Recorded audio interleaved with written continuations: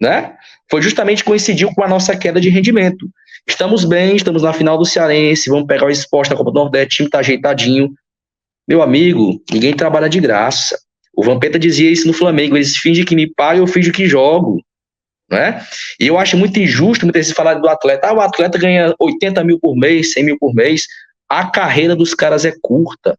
Passou dos 30 anos, cai em desvalorização.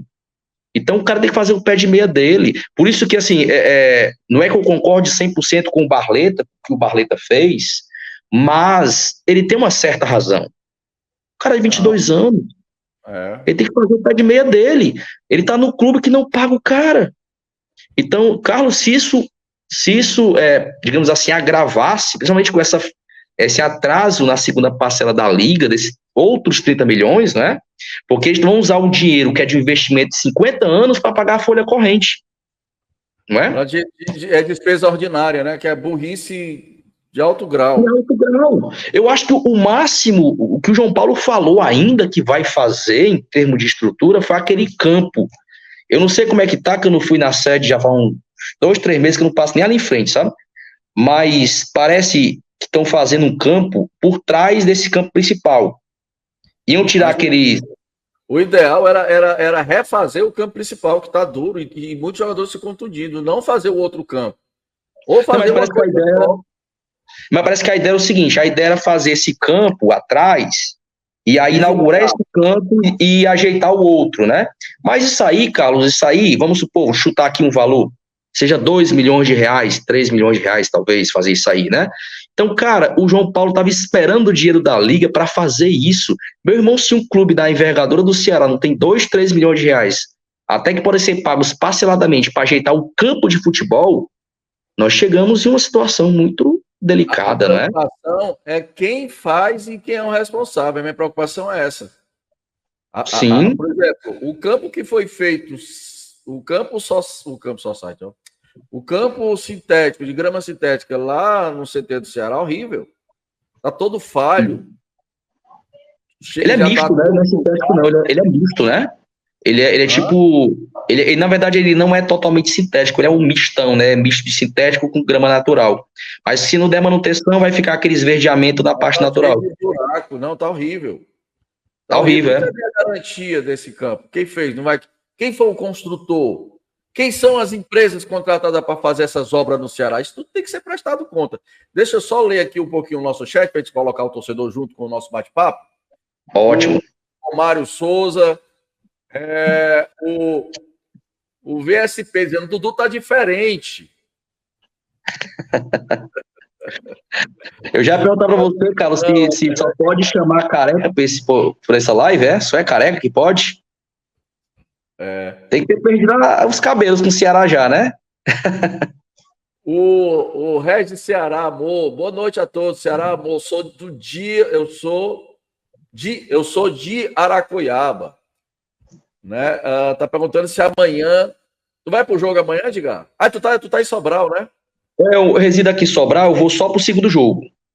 Segundo jogo eu vou levar meu menino aí, que o sonho dele é ver uma final de Ceará. Ver um clássico mesmo, eu nunca levei ele pro clássico não, sabe? Vou realizar o sonho dele aí no segundo jogo. Perfeito. Então, se você quiser, o convite tá pronto pro pós-jogo amanhã. Beleza? Eu agradeço, será uma honra, viu, Carlos? É mais um que eu tô como é que diz? Revelando na mídia independente. Revelação da categoria de base da mídia independente, né? Romário Souza, amanhã as torcidas é divisão igual ou não? Tu tá sabendo alguma coisa sobre isso, Edgar? Não, a maioria vai ser do Fortaleza, né? Porque os sócios dele... Tá falando da renda, né? Sim, da renda sim. Foi acordado que os 2 jogos, a divisão de renda vai ser iguais. Até que eu vi muita gente reclamando do preço do ingresso, né? Que realmente está um pouco azedo aí. Só que foi acordado entre os 2 clubes, né? Está aproveitando que vai lotar de todo jeito aí. E aí é hora de lucrar para os 2 clubes, né, cara?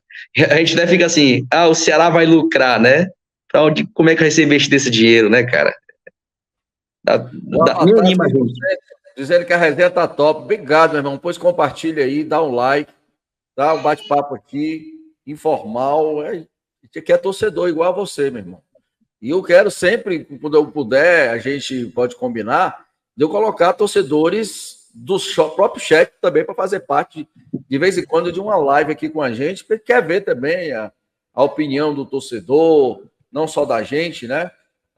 Ver outras opiniões também é interessante. E o Edgar, me falaram do Edgar, eu estou dando a oportunidade e passou no teste. Carlos, diz aí, Edgar. Eu ia até falar uma coisa sobre o clássico, né? Que eu até esqueci de falar. Vou falar já. Se quiser ler... tudo bem, pode ler o chat e depois a gente comenta mais um pouquinho. Vamos já falar sobre o clássico, inclusive provável escalação, prováveis desfalques do outro lado, que se for realmente os dois laterais titulares não jogar, vai ser um ganho para o Ceará, porque o Tinga faz diferença de um lado e Pacheco faz do outro. A gente vai já falar sobre isso. Tá bom? Aí tem um Leon Ribeiro, ganhou do Palmeiras no Allianz Parque. Foi na estreia do campeonato. Tá? Foi Vina expulso e tudo no final. Lembra ainda. Vina foi expulso no último lance, né? Professor Dr. Robson Pereira, se não sanar os atrasos de salário, as finais vão ser vexame geral. Exatamente, eu tenho medo disso. É só botar os jogadores em dia, que aí eles vão fazer a parte dele. Pelo menos luta. Pelo que eu vi nesses 3 últimos jogos que o Ceará ganhou 3 jogos seguidos, cara. O Ceará estava na vice-lanterna da sua chave, ganhou 3 jogos seguidos. Agora, eu vou falar aqui, eu queria também pedir a opinião do Edgar sobre esse último jogo do Itabaiana, que eu acho que o planejamento foi péssimo. Tudo bem, tinha que poupar, mas, cara, a inversão do tempo é que para mim foi errado. Entrava com o time principal, fazia o resultado. É certo fazer o resultado? Cara, não, mas se não fizesse no primeiro tempo, aí sim, tire o segundo todinho para você tentar fazer o resultado, beleza. Mas jogar com o time, botar o time em reserva, todo desentrosado, fazendo raiva pro torcedor, levar um gol, a gente conseguiu fazer um gol, beleza, foi pro jogo pro empate. Aí no final, botar os titulares, alguns, para se salvar na bacia das almas, vai matar o torcedor, foi um desgaste para mim à toa. Poupou. Mas poderia ter feito isso no primeiro tempo, feito o resultado e depois ter feito a tranquilidade do segundo tempo todinho. O Ceará poupou com o Edgar. Se não fosse a estrela do Puguinha, a gente estava aqui amargando estar fora da Copa do Nordeste. Aí seria um vexame, inclusive psicologicamente, seria horrível para o Ceará. E o Ceará, para subir, para ser segundo do grupo, mesmo o CRB jogando em casa e estando na frente do Ceará, o Ceará dependia só dele, porque o Itabaiana era o time mais fraco da competição. Defesa mais vazada e ataque que fez menos gols. E a gente conseguiu levar um gol dessa defesa, desse ataque, e fez só 2. Poderia ter feito 3, 4, 5, como gols também foram perdidos. Que a gente poderia ter feito o saldo e aí jogaria o jogo das quartas, um jogo mais tranquilo, o CRB em casa. E a gente ia acabar pegando o time mais forte da chave, que é o Sport, lá em Recife, que a gente sabe que é uma guerra, né? Mas aí é mais gostoso, né, cara? Eu adoro. Vai dar mais gosto aí no título, né? Carlos, eu penso assim, a questão do time reserva, né? Talvez eu destoie um pouco da sua opinião, porque é o seguinte, o Ceará jogou domingo, lá em Campina Grande, né? E teve aquele problema antes da viagem com virose, inclusive na maioria do plantel, né? Uns ficaram com virose já naquela época, daqueles dias lá que antecederam a viagem, outros pegaram agora na volta, o caso do Lourenço, né?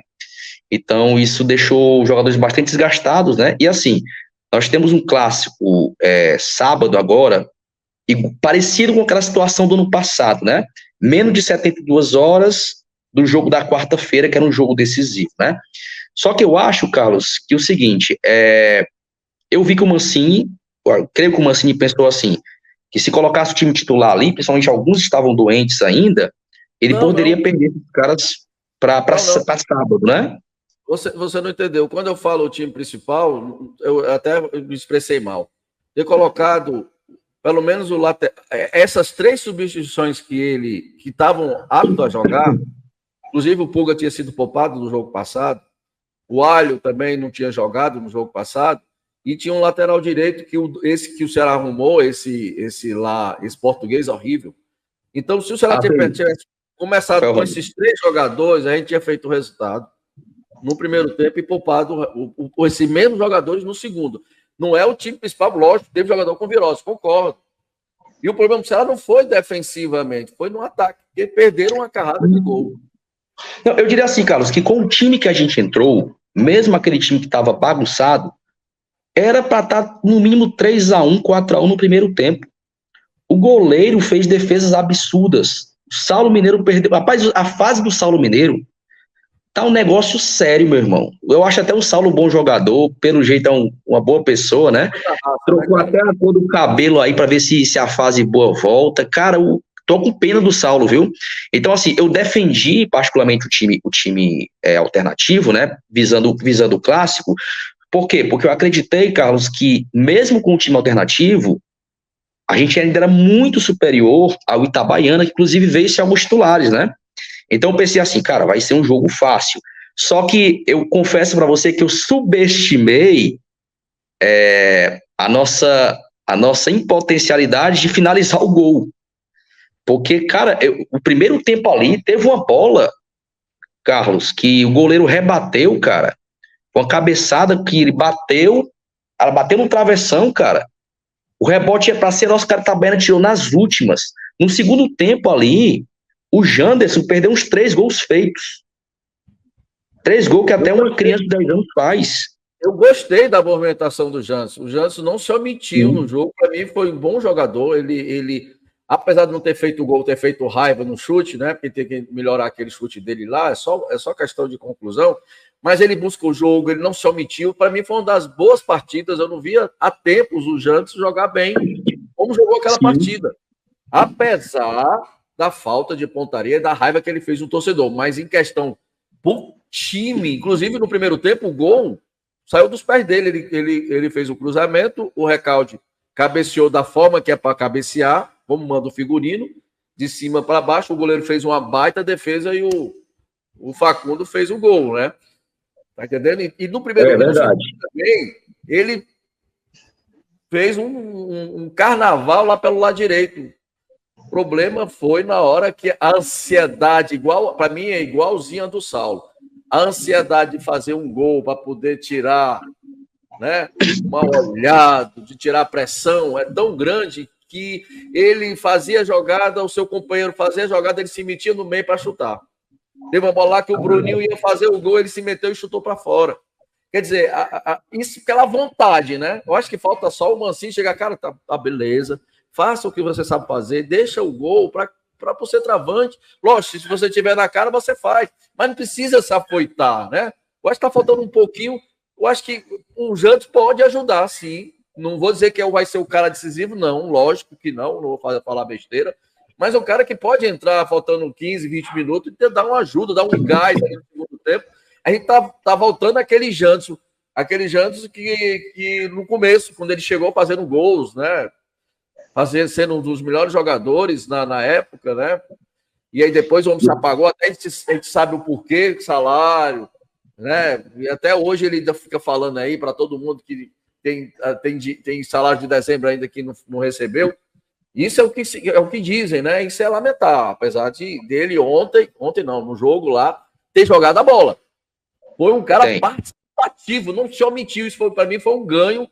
E o Bruninho, primeiro tempo ali, que fez ali no primeiro tempo ali, como é que se diz? Café com leite, mas no segundo ele se apresentou mais e mostrou que está com fôlego até, jogou o tempo todo, né? Que pode sim ajudar também para ser banco, né? Eu acho que a gente está ganhando ali algumas peças. O Saulo tem que ter um pouquinho mais de calma, que o desespero do Saulo, a vontade do Saulo, que ele é torcedor do Ceará, pelo jeito, né? O jeito que ele fala, e até pelo que o Ceará fez para ele, né? Aquela situação da cirurgia do coração e tudo, ele tem o maior carinho, voltou e tudo. É tão grande a ansiedade de querer jogar, de fazer o gol, que ele passa da bola. A vontade é tão grande que ele passa da bola, ele corre mais do que a bola e quer fazer de qualquer maneira o gol, né? Infelizmente. Mas falta sair esse gol do Saulo para melhorar a confiança dele. Infelizmente, ele fez um golaço, foi mão, a bola bateu na mão dele, mais que não foi intencional, mas aí levou vantagem, anulou o golaço que ele fez, né? Naquele jogo aqui em casa. E teria sido bom para ele, para a confiança dele, né, Edgar? Se aquele gol não é anulado, hoje a fase dele estaria diferente. Ele tirar dessa tonelada das costas, viu? Agora, sobre os laterais, você falou uma coisa interessante, ô Carlos, os dos laterais nesse jogo contra o Itabaiana. O Matheus Beto também estava fora, né, por virose, ele e o Lourenço, né? Então ele teve que escalar o Paulo Vitor, que inclusive não fez um bom jogo, né? Eu achei ele muito displicente. Eu não gostei muito da atuação do Paulo Vitor. Eu gosto dele, mas esse jogo especificamente ele não foi bem.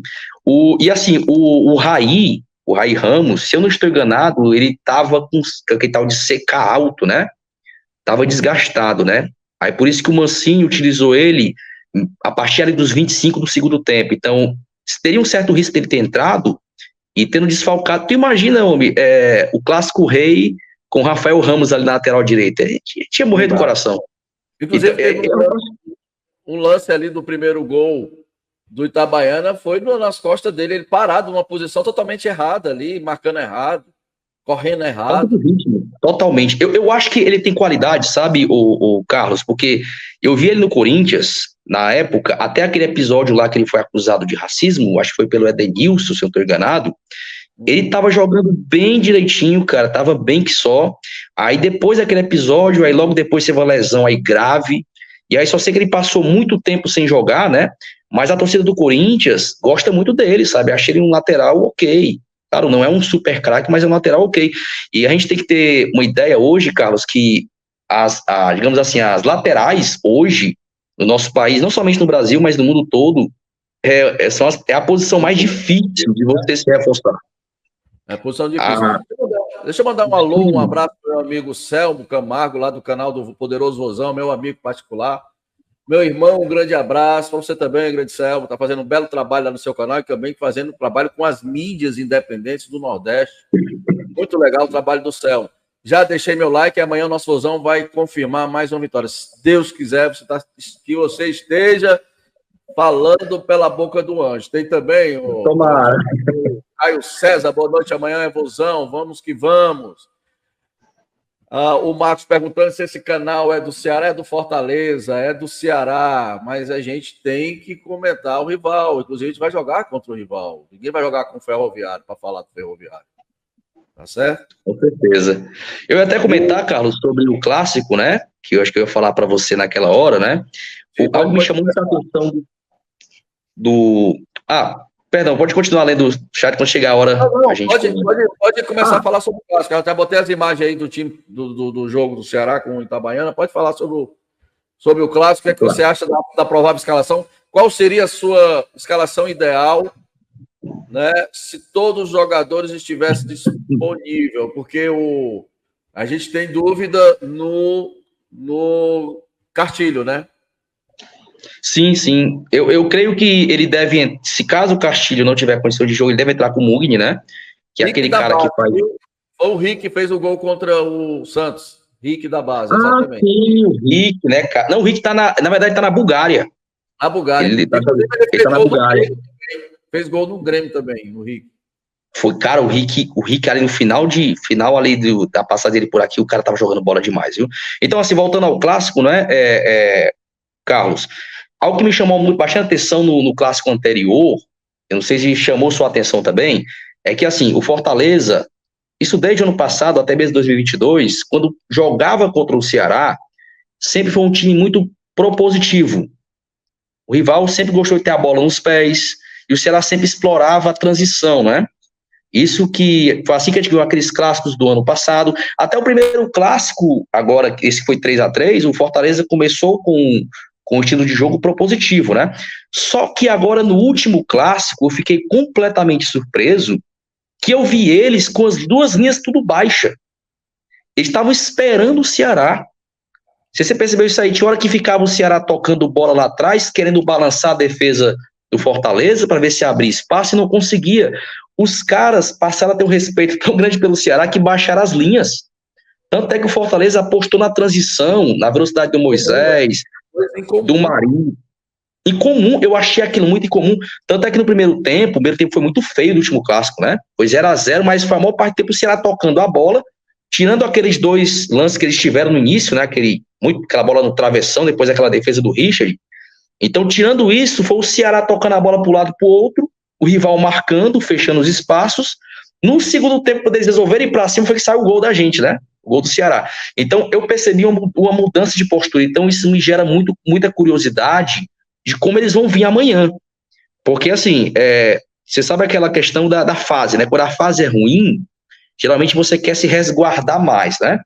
Então, o meio-campo do Fortaleza, titular, na maior parte dos casos, é o Zé Wellison, o Cauã e o Caleb, né? Só que eu não me surpreenderia se ele tirasse o Caleb e entrasse com o Pochettino para dar mais consistência ao meio-campo deles, né? Até porque eles sabem que o momento é nosso. O momento atual é nosso. Então eu creio que eles vão explorar os erros do Ceará, vão usar muito Moisés, demais. Então, assim, é uma preocupação, porque é um cara que não tá numa fase legal, mas é um cara que decide, né? Então eu percebi como, assim, nesses 2 últimos clássicos, ele fechou, ele dobrou a marcação ali no Moisés, né? Tava sempre o Richardson ajudando o Raí por ali. Então, eu estou muito curioso para saber, claro, como o Ceará vai jogar e também o rival, porque o rival mudou a postura nos clássicos. O clássico passado, eu fiquei totalmente surpreso, Carlos.